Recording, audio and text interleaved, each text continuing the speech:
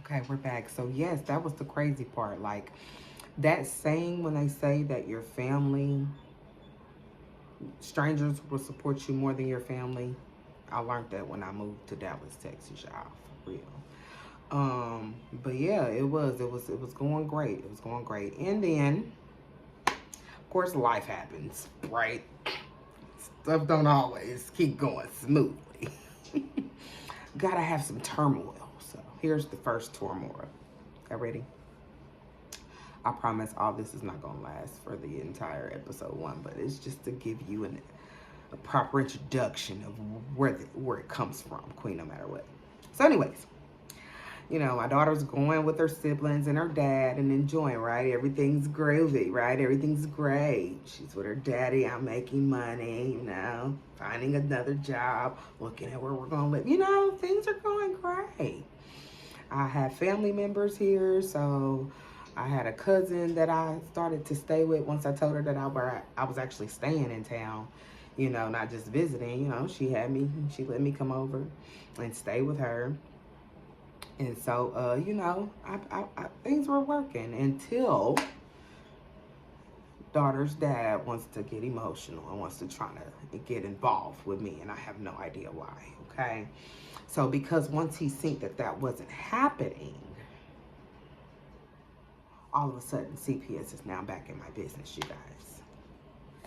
All of a sudden, my daughter's getting abused by me, and that she's safer with her dad all of a sudden.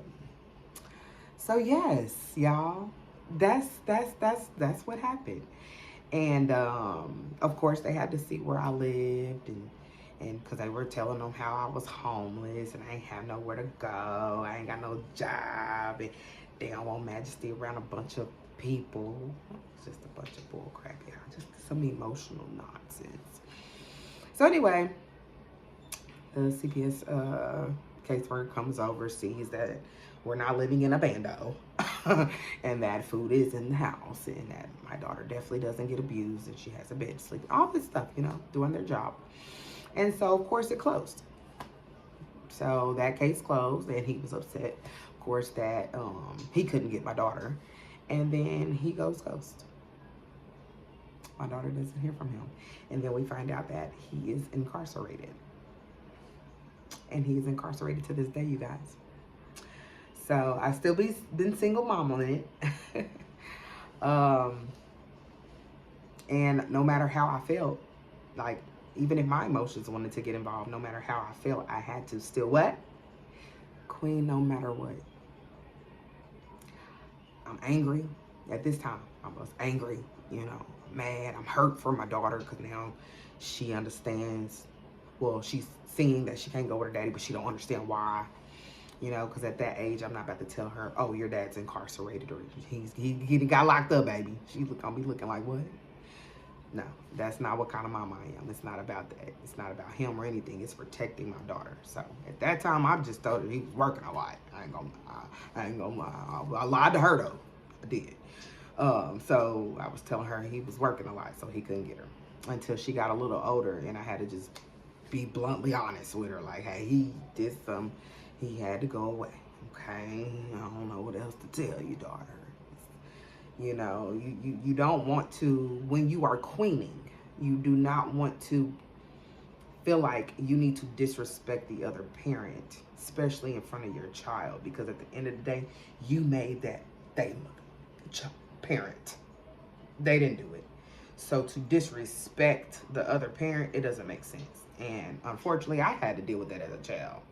Either my mama bad mouthing my daddy, or my daddy calling her out her name, or they getting into it and talking about they gonna kill each other and shit like that. Now listen, that's not what a child should hear from the two people that made them. So I never talked down about him to her, ever.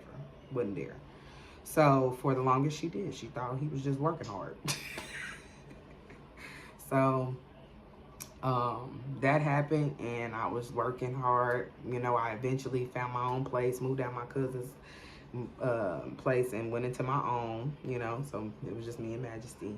And we stayed there for only 6 months. I did a 6-month lease there because I wasn't for sure. You know what I'm saying? I wasn't for sure if this was going to be comfortable. Wasn't for sure if it was going to be safe enough for me and my daughter. Remind you, I moved from Indianapolis, Indiana to big ass Fort Worth, Dallas, Texas. So I didn't know where my hood was. You know what I'm saying?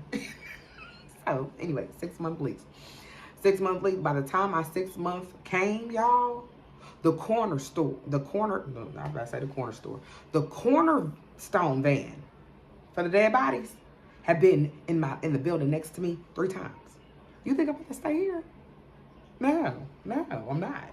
So the fact that I was blessed enough to have family, I went back to my cousins. But me being how I am, I would be in my cousins sometimes, but then me and Majesty would go to the hotel, honey, have a spa weekend, however I feel, however the pockets is looking. We would go to the hotel. She'd stay at her same school, but we lived wherever we laid our head. I know that sounds bad, but it really wasn't at how I did it with me and my daughter. We didn't have a bad time. We just weren't stable at the time. So anyway, I stayed in a hotel for how long? Between my cousins and a hotel, I would say maybe 4 months. And then I ended up getting my own place again. North Dallas, yeah. Because I ended up pregnant with Messiah. So when I got pregnant with Messiah, I was still in my place. And I was about to move out of that. That's when the 6 month came as far as that place. So I started staying with my cousin, and I was already pregnant with Messiah. And Messiah daddy wanted me to stay with him, of course. But I am not quick to have me and my daughter staying with another man. Even though I'm now having a baby with him, I'm still not going for it. Just with my own childhood, I don't let my daughter be around everybody. I don't care if I do have a child with him on the way. The baby ain't here yet, but she is. You know what I'm saying? So I'm not about to have her around multiple men, especially if the last relationship didn't work and she had to see me beat the nigga down before we even moved here. You know, I hadn't had her around another man ever since when I could see my son. My daughter wasn't around. She was somewhere else. She was with my family, my cousins now, and I'm doing my thing. You know what I'm saying? So she still wasn't around him for me to be like, okay, we can live with you. No. What? Nigga, no. So I ended up moving with my cousin. And I was with my cousins most of my pregnancy. And then a week before I had Messiah, I sent my mom came to get my daughter because I knew me having my son, I would have to be down for a minute, you know, and be, you know, taking care of him and taking care of me so I can get better. And I did not need my daughter neglected just because I got to tend to the second child, you know, because this is new on me too. I'm being very mindful of the entire situation. So my daughter ended up going back with my mom to Indianapolis, Indiana for like 6 months. And then she came back her spring break. So, because my son was born December 7th. So she came back. So I moved into my place a week before having my son. Same week my daughter left to go with my mom during winter break. Because they were virtual. So she stayed in school here, but she was virtually there. You know, physically there, but virtually still in school here in Dallas. So she was doing homeschool there and everything, but she was with my mom in Indianapolis. So I had my son. I moved into my place physically, literally, from a hotel. Because I'd be with my cousin, but at a hotel. I like my own space. So moved in a week before having my son. And then I stayed there a year. So yeah, my daughter came back spring break. And then she came back home. She was home for good or whatever. So boom, I'm getting used to life with both my babies. And, you know, I was queening no matter what. You know what I'm saying? Like, even though I went through a lot, I did not let it get me down. Like, I sit and I just reflect on what God has brought me through. And to be able to get through it shows me that I am very capable of queening no matter what. They say don't look like what you go through, baby. I don't. And so that's what inspired Queen No Matter What. Having that place for a year, it wasn't the funnest. Within the 5th or 6th month living there, and it was a year lease. So I was thugging it out for a year, but I didn't want to. I barely did, to be honest with y'all, because within the 6th month, the person above me that lived above me, washer had rained down into my house. They came and tried it out, but it had a smell. I knew something was off. So then within 3 months later, 3 months later, no, take that back, y'all. First my place flooded. My washer flooded my house, and they dried it out, and it had a mildew smell. And then 3 months later, my neighbor rained down. Her washer rained down and flooded my place. It flooded hers, but of course flooded me too, since I'm right up under her. I was out of town when that happened, y'all. My kids were at home with my babysitter and my friend at the time. And I was out of town with my cousins. And when I say I was devastated and ready to get to my babies, I was ready to get to my babies. Because how does this happen as soon as I touched down in Miami? How?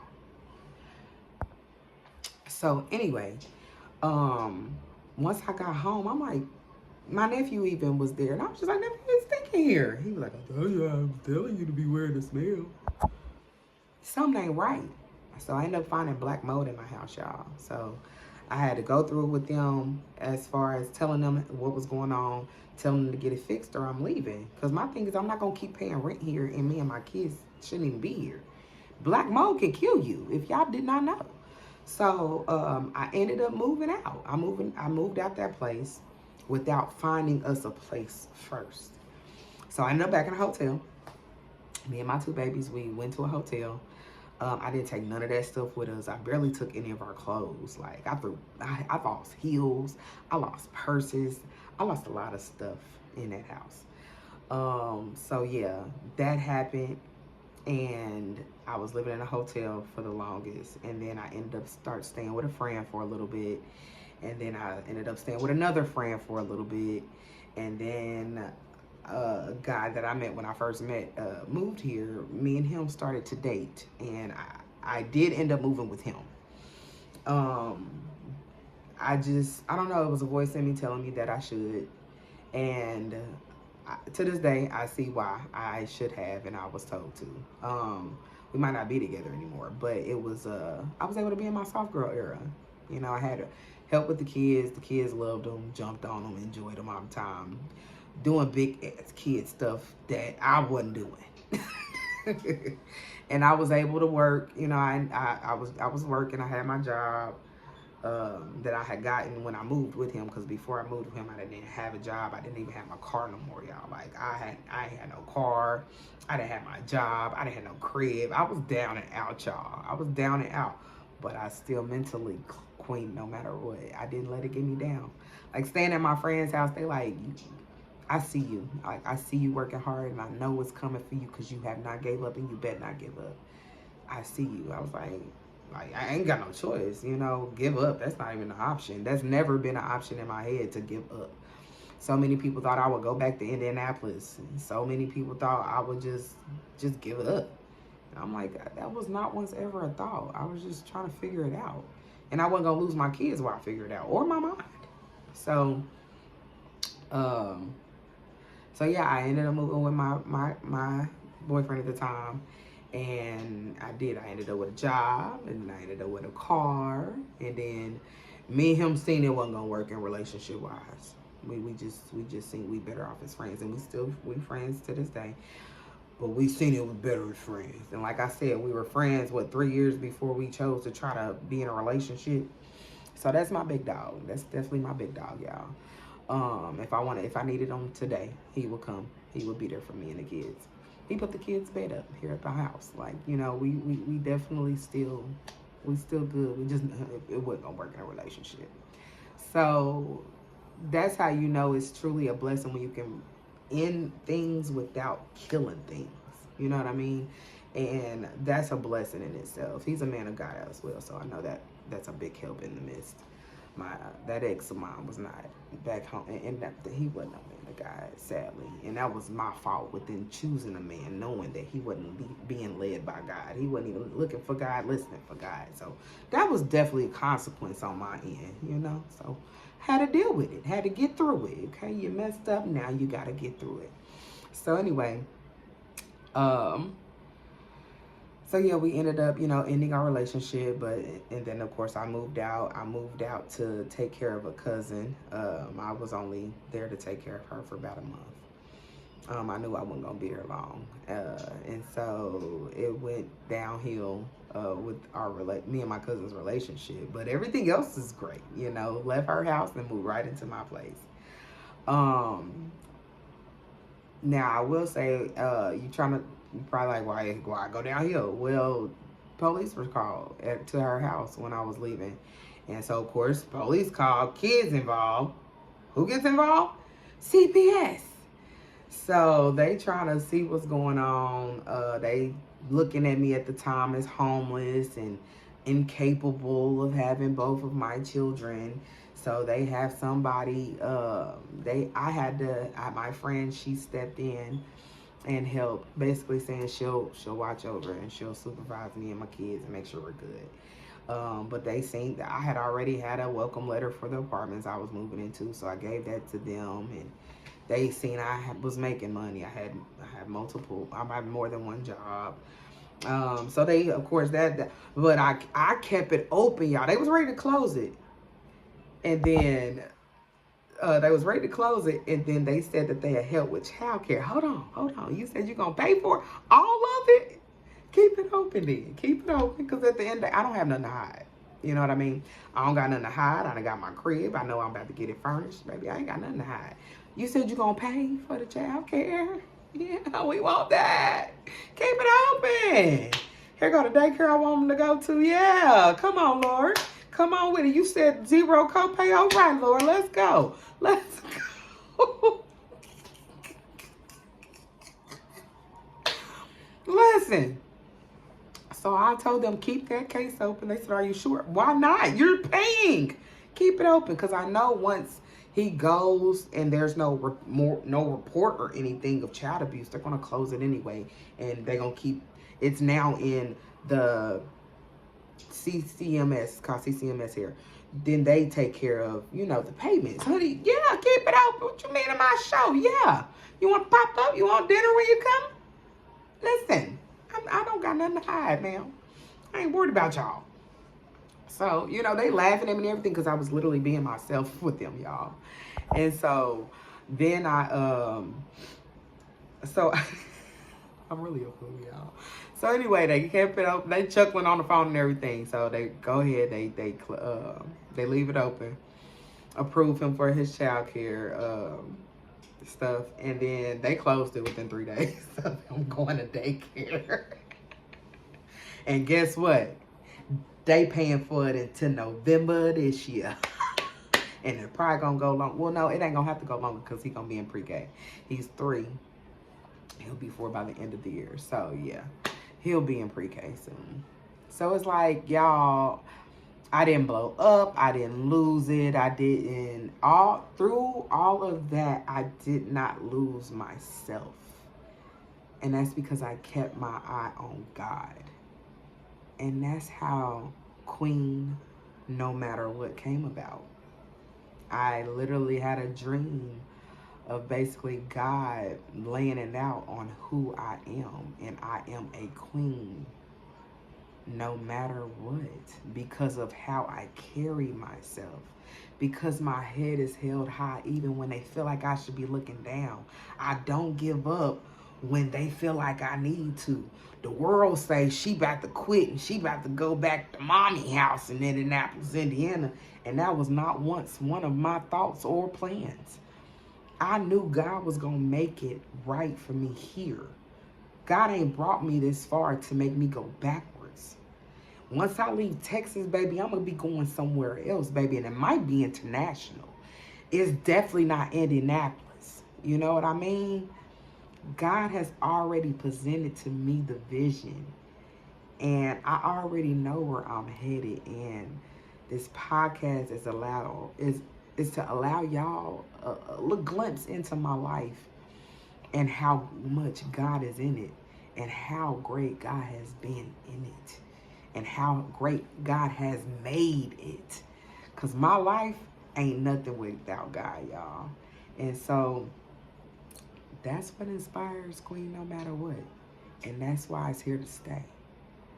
And so when you as a woman know that you have that in you and you got God in you because you're making God a priority, that's when you know things are going to go right no matter what it looked like right then and right there, right now, in that second. It's going to look completely different in 5 minutes, 10 minutes, 30 minutes, an hour, because God is always working. And as a man, a king that is looking for a queen, you are the head of your house. You are the head of your household. You are to lead. If that woman is trying to overtake you, that ain't no queen. She don't understand what a queen is. She trying to be the king. You might want to yeah. Don't no king want no woman trying to overpower him. No. A queen is very strong in her position. And a queen understands that. So when a queen actually understands her position, she takes it and she works within it. Because a king is going to see that value in that queen and do whatever she like. Ooh, ooh, ooh, ooh. Like I'm coming to America. I'm trying to tell you what I know. I'm trying to tell you what I've been shown. I'm trying to tell you what I've been taught. And that's what a queen is. And a queen definitely acts accordingly. And we move in silence, not noise. Okay? A lot of people even tell me my voice is calming. That's the God in me, y'all. That ain't me. It's God in me.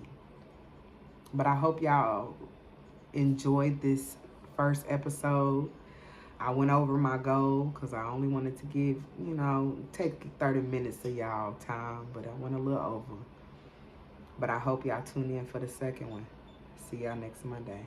God bless.